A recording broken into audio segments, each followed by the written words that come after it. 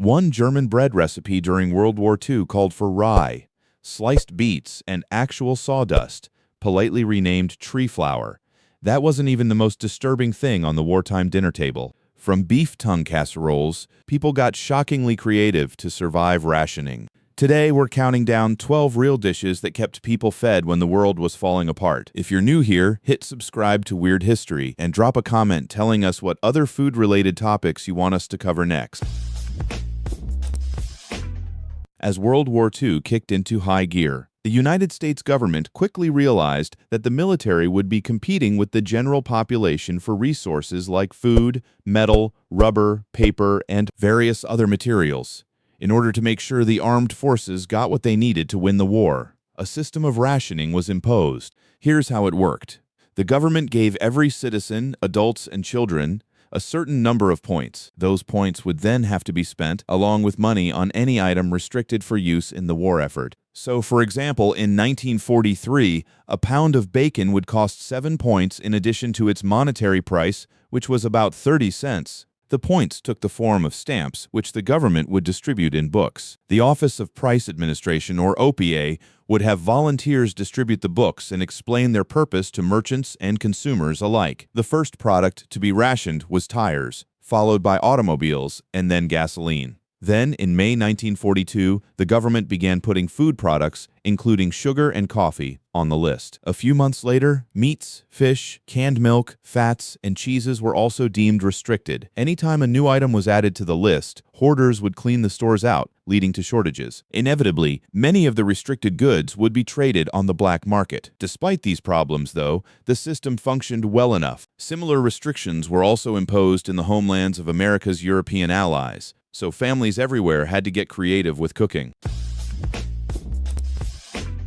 Take sponge cake, for example, a delicacy that's actually been around since the Renaissance. The secret to its staying power is that it's delicious and easy to make. But during World War II, the ingredients flour, sugar, butter, and eggs were in heavy demand by soldiers. Eggs and sugar were especially in short supply in grocery stores around the world. The Welsh version of the sponge cake had to be made without eggs, but with a lot of margarine, syrup, and milk. Jam was usually spread in the middle of the cake's 2 layers. It wasn't as fluffy as what modern diners are used to, but cooked properly, it still took on a golden hue. A sobering 25% of the population of Poland was wiped out in the fighting, and Germans snatched up their land, which meant the Polish people had to do their best with what limited ingredients they still had access to. But not every wartime meal was a chore to eat. Potato flour, sour cream, was meant to be served with blueberry dumplings, a favorite of Polish children. The sour cream was made of milk, sugar, and potato flour, similar to a standard recipe for whipped cream. Maria Karpowiczova, a woman who grew up outside of Warsaw, collected World War II Polish recipes. Instead of the potato flour, sour cream, the kids indulge themselves because they can cover the dumplings with a copious amount of the cream. Over in England, cooks did their best to keep some semblance of dietary normalcy, which is how mock fish fillets were born. The fillets were cooked the same way as an actual fish fillet, but with rice. To make them, cooks mixed rice and egg into a half-inch thick pan of fried rice, chilled it, then cut it into fillets. They breaded the fillets, if bread was available, and then fried them again until they had a golden appearance. Demand for meat during World War II, as one could imagine, was extremely high. Those on the front lines received most of the meat, so things had to change back home. Restaurants started using meatless menus on certain days of the week, and advertisers took to sharing meatless recipes, including things like creamed eggs over pancakes and walnut cheese patties. Home chefs started coming up with new and interesting ways to stretch what they had.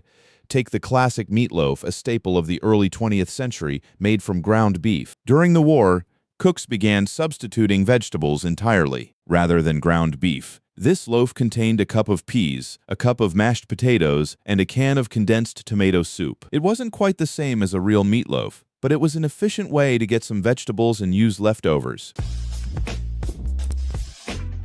A big part of rationing was using leftovers to make food last, so a lot of meals were basically thrown together from odds and ends. That's exactly how Bubble and Squeak came to be. Not one specific recipe, but built around one basic necessity: mashed potatoes. During rationing, potatoes remained widely available because they were easy to grow. Best of all, from a cooking perspective, they took on whatever flavors were impressed upon them. When used in Bubble and Squeak, mashed potatoes turned every dinner into a kind of potato pancake, usually filled with whatever meat and veggies were around. Baking without flour may sound damn near impossible, but when this staple was scarce, people living in occupied Poland found a workaround: beans. Of course, beans don't have the same taste or consistency as flour, but when boiled down and minced, they become malleable and can be sweetened and worked into a cake. Beans don't taste anything like flour either. They have an earthy flavor, but the creative Polish chefs had a fix for that too. They added 6 tablespoons of sugar to the recipe, though it was probably quite tasty.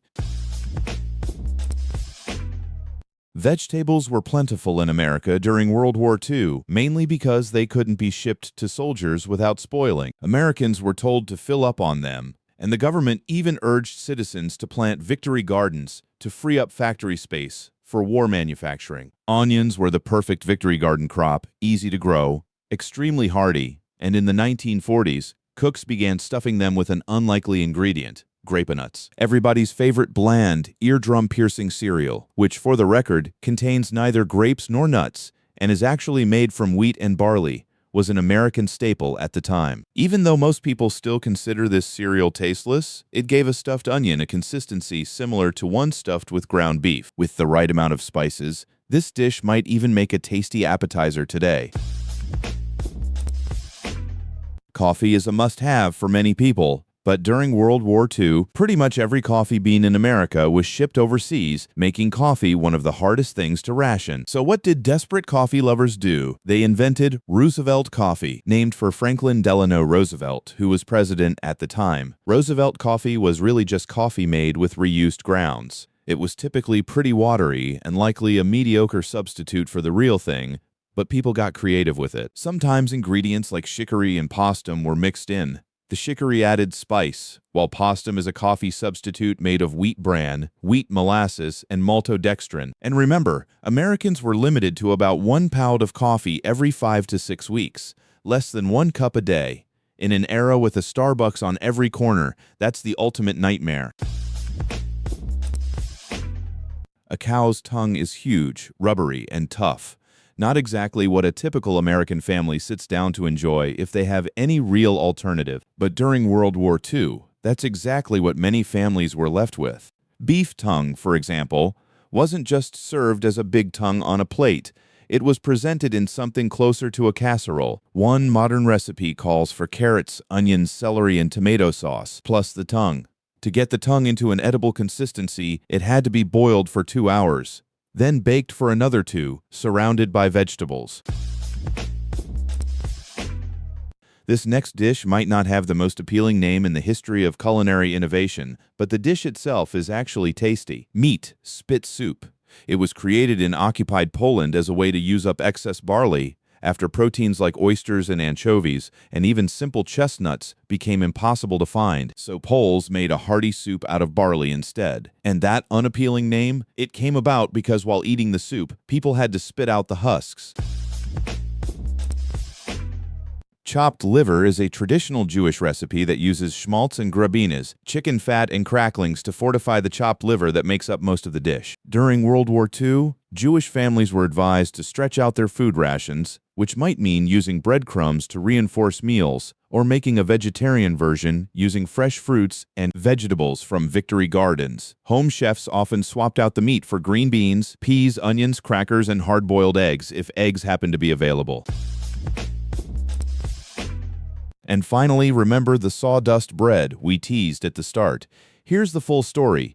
You're probably thinking sawdust is just a nickname for some food. It's not. It's regular, ordinary sawdust.